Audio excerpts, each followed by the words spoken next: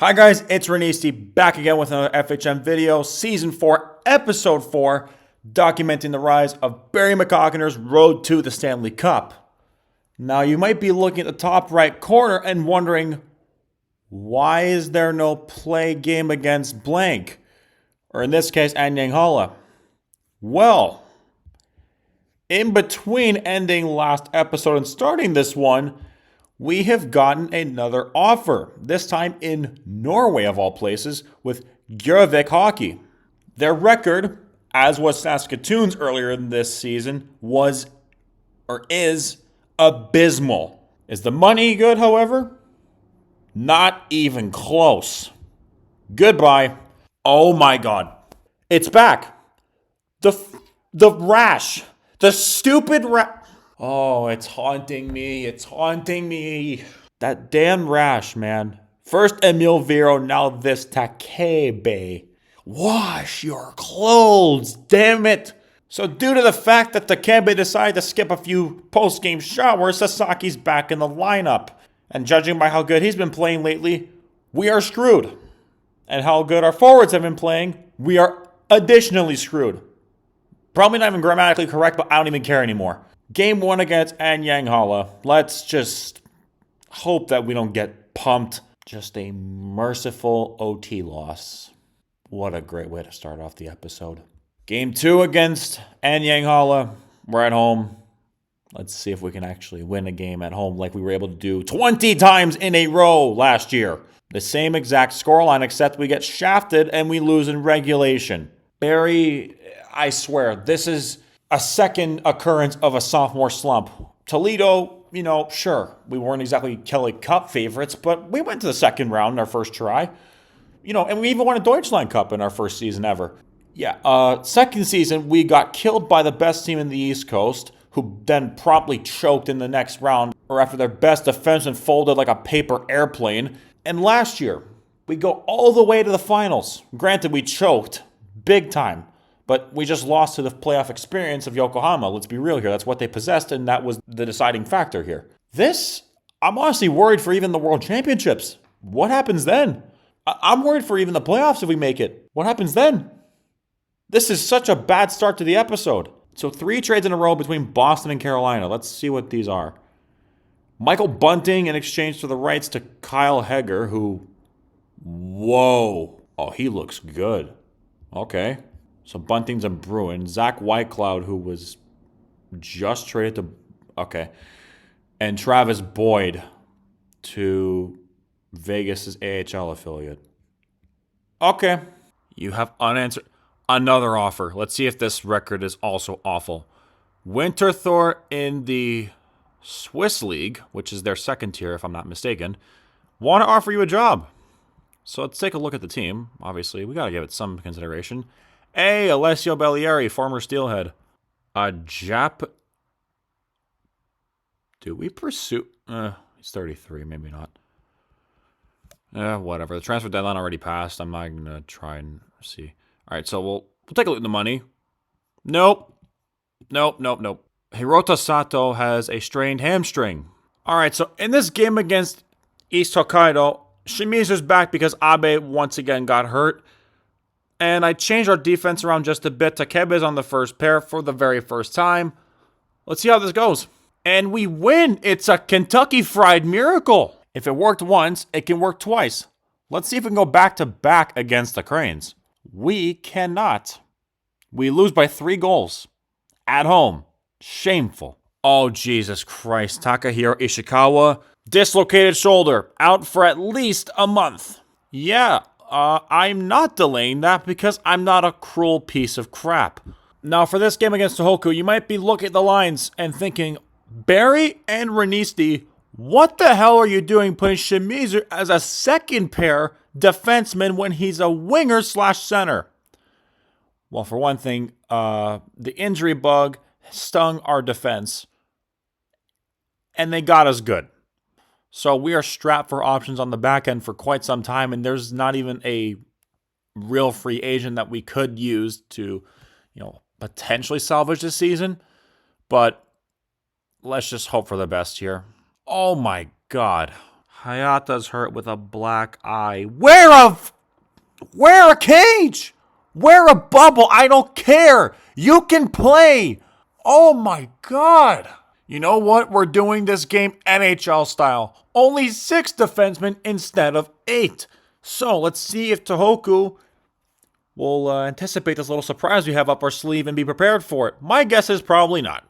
They managed to deal with it swimmingly, although they gave up a point to us by losing, or winning in overtime, I should say.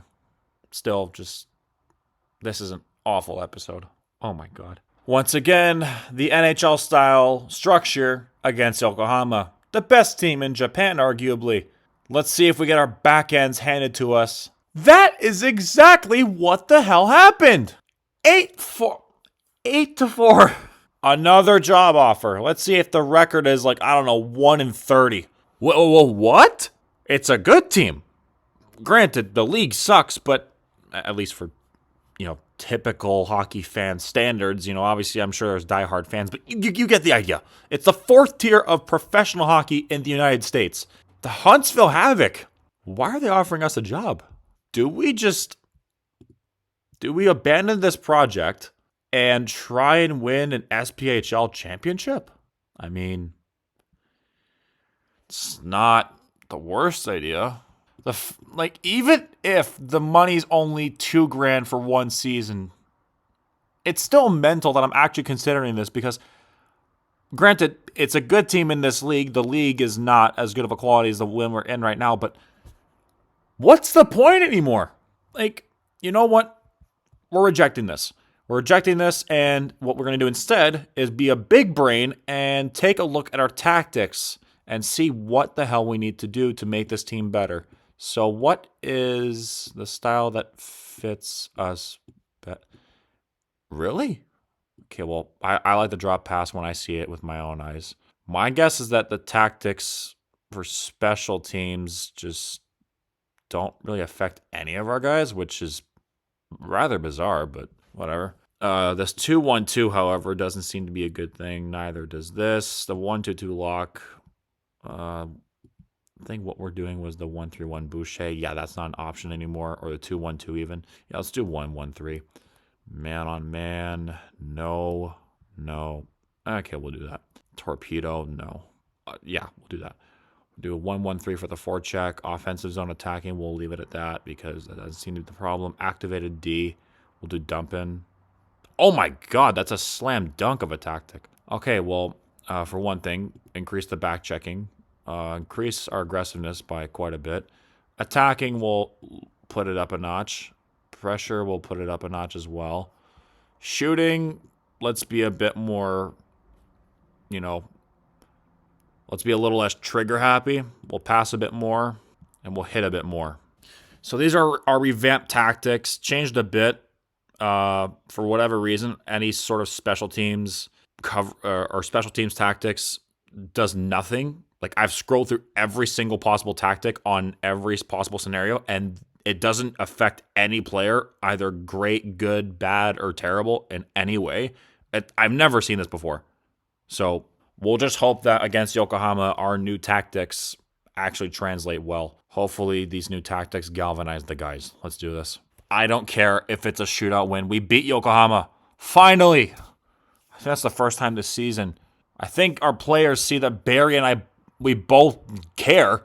Finally! This development report, Tatsumi's getting better. He's a sneaky good player, man. And Miyata gets better at stick checking, while the rest of this is overwhelmingly negative. My God. You know what?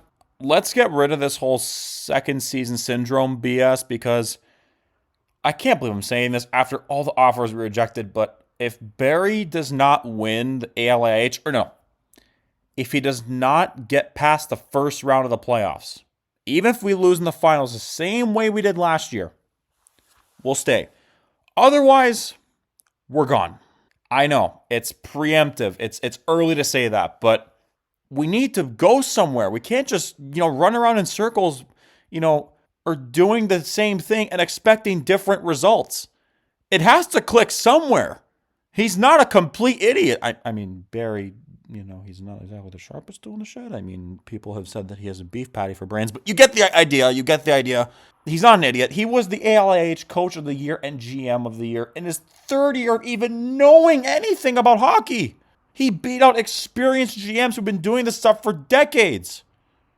So there's clearly something there. Still making money somehow, but not as much as we'd like, and probably not as much as we would if we were actually winning games. All right, so Sato and Hayata are back. Thankfully, they came around the same time, but we're still not doing that great. And Kawaguchi is declining already after having a pretty good season. I mean, listen, after all the negatives that have occurred this season, Kawaguchi has been a rather small but still apparent bright spot on our team. And I do hope that on the off chance we don't keep him, that he gets snapped up and plays better than before.